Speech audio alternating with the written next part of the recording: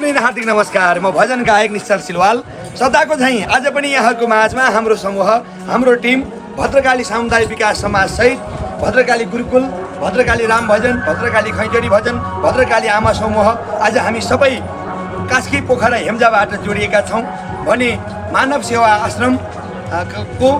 आज हामी अवलोकन गर्दैछौँ। यहाँ श्रीमद् भागवत महापुराण लागिरहेको छ र जसको कोही छैन, अशक्त दुखी गरिबहरूको सेवामा समर्पित रहेको यो संस्थामा आज हामी अवलोकन गर्दैछौँ। तपाईँ सम्पूर्ण संसारभरिबाट यो भिडियो हेरिरहनु भएको छ भने एकपल्ट सेयर गरिदिनु होला।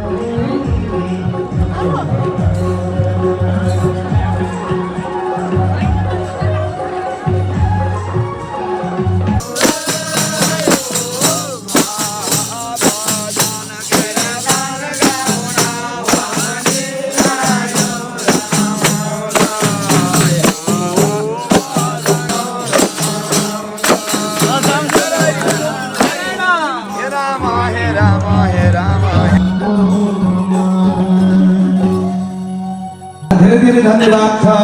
मानव सेवा आश्रमका आदरणीय अध्यक्ष रामजी अधिकारीज्यू लगायत यस मानव सेवा सम्पूर्ण आयोजक परिवारप्रति हाम्रो भद्रकाली सामुदायिक विकास समाज, भद्रकाली गुरुकुल, भद्रकाली भजन मण्डली, आमा समूह, भद्रकाली सबै परिवारको तर्फबाट सबैजनामा राधे राधे, हर हर महादेव। सर्वप्रथम त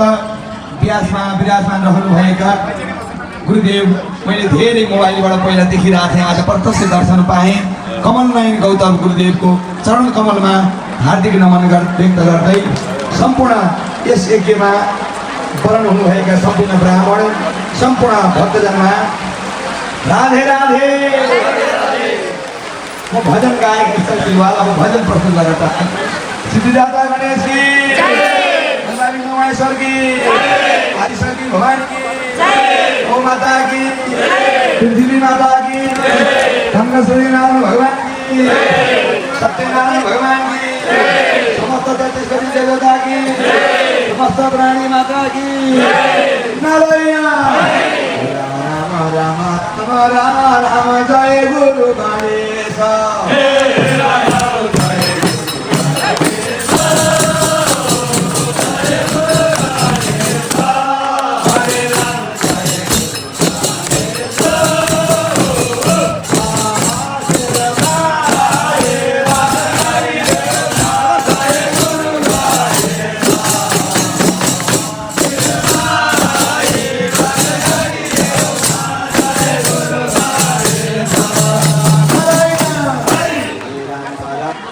राम कण्ठ बोलाइदेऊ,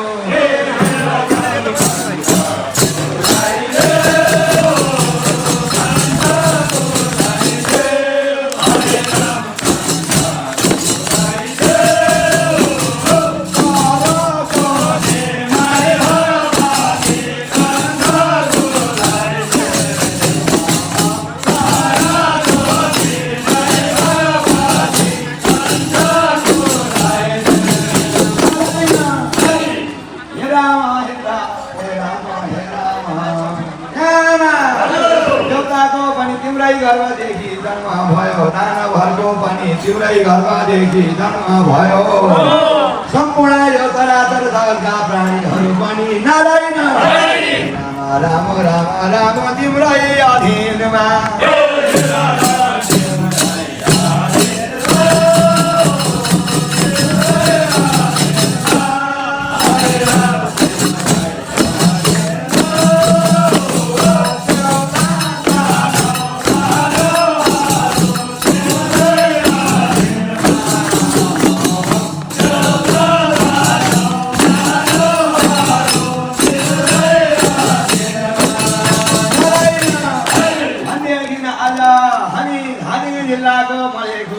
भद्रकाली सामुदायिक विकास समाज र भद्रकाली भजन मण्डली, भद्रकाली परिवार आज कास्की जिल्लाको यो हेम्जामा मानव सेवाको आश्रम बन्दैछ रे। सप्ताह व्यापी एक बुढाइ छ रे खबर पाएर नारायण आयौँ रमाउँदै।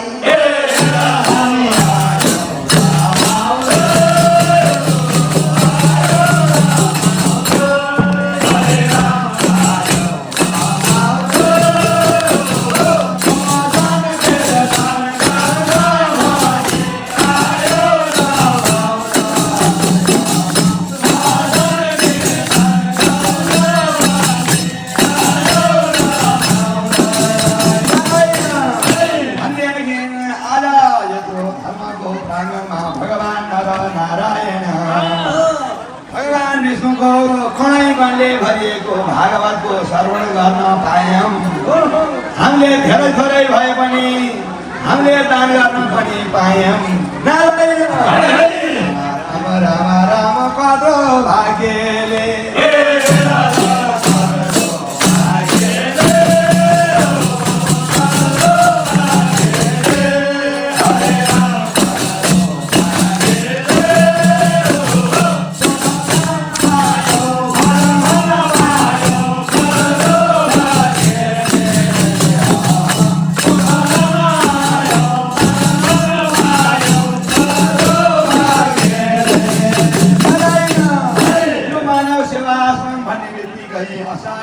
पीडित भएका जसको कोही छैनन् आज हाम्रो नेपाल आमाका सन्तान यस्ता जन्मिउन् कि हाम्रो रामजी अधिकारीज्यू जस्तो जन्मिउन् आज उहाँले सुरुवात गरेर यत्रो मानव सेवा आज नेपालमा फैलिएको छ अब यो मानव सेवालाई हामीले पनि थालीमा स्वागत गर्न पाउनु हाम्रो अध्यक्ष एकराज बुवा हाम्रो साथमा उहाँले 22 हामीले थाहा पाएदेखिको उहाँले भद्रकाली मन्दिरमा सबै समितिहरूलाई सँगै लिएर धेरै संरचनाहरू बनाउनु भयो त्यो संरचना यसैमा थालीमा दिन हुन भएन त्यो बनेको थालीमा भद्रकाली पत्तालेश्वर महादेव छन् त्यहाँ त्रिशुली भगवती भगवान शिवको त्रिशुलबाट उत्पत्ति भएकी धर्मधारा त्रिशुली नदीको किनारमा त्यो मात्रै नभइकन मधुमती हिन्दूमती त्रिवेणी सङ्गममा भद्रकाली पत्तालेश्वरको नारायण राम राम राम पाउँछौ दर्शन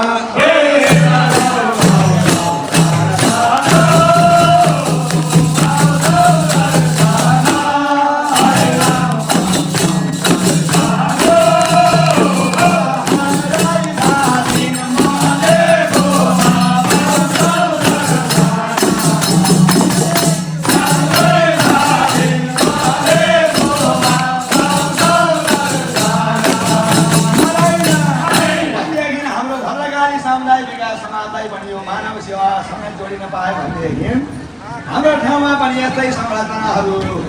पनि थियो हामीले यो भद्रकाली समूहले योभन्दा विगत धेरै वर्षदेखि वृद्धाश्रममा वृद्ध बाबाहरूको सेवा त गर्दै गर्दै आएको हो गुरुकुलमा गुरुकुलका पटुकहरूलाई पनि विद्या दिने काम पनि गरिरहेकै हो तर अझै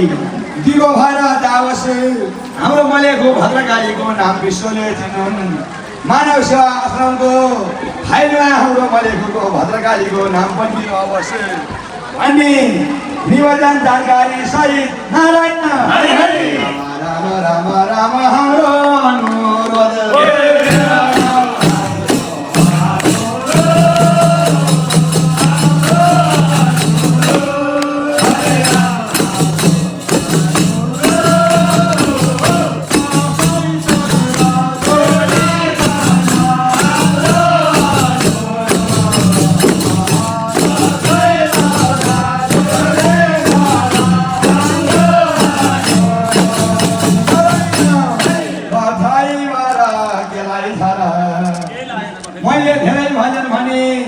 नेपालभरिको खण्डरी भजनलाई प्रतियोगिता गर्दा यही पोखरामा आएर प्रथम भएर गएको 305वटा समूहमा मेरो मृत्यु भरतचन्द्र गौतम मैले पोखरामै मृत आएर नदीको मित्र बनाएको अनि हाम्रो प्रजापति गुरु पनि मेरो अत्यन्तै नजिकको हुनुहुन्छ राष्ट्रिय लोक भजनको संस्थापक गुरु अनि मैले आज हाम्रो राष्ट्रिय लोक भजनको अध्यक्ष नारायण कालीजीलाई पनि मैले यहाँ दर्शन पाएँ सम्पूर्ण भजन प्रेमी वैदिक हिन्दू सनातन मान्ने ओमकार मान्ने सम्पूर्ण भक्तहरूलाई नारायण राम राम राम हारो पनि नमस्कार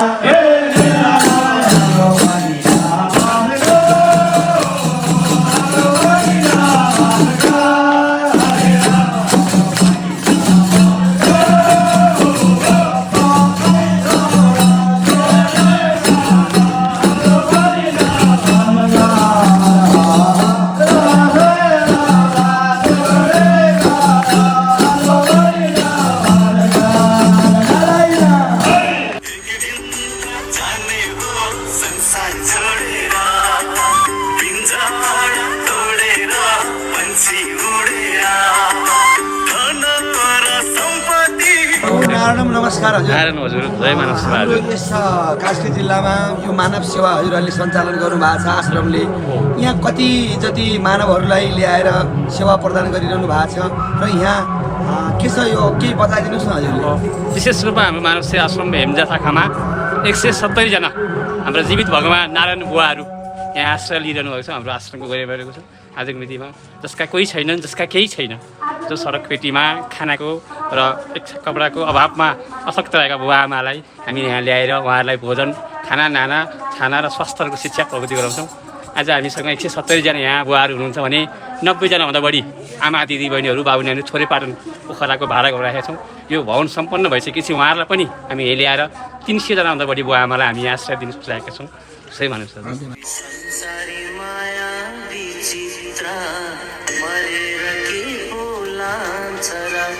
नगर बिर्थै लोभी मन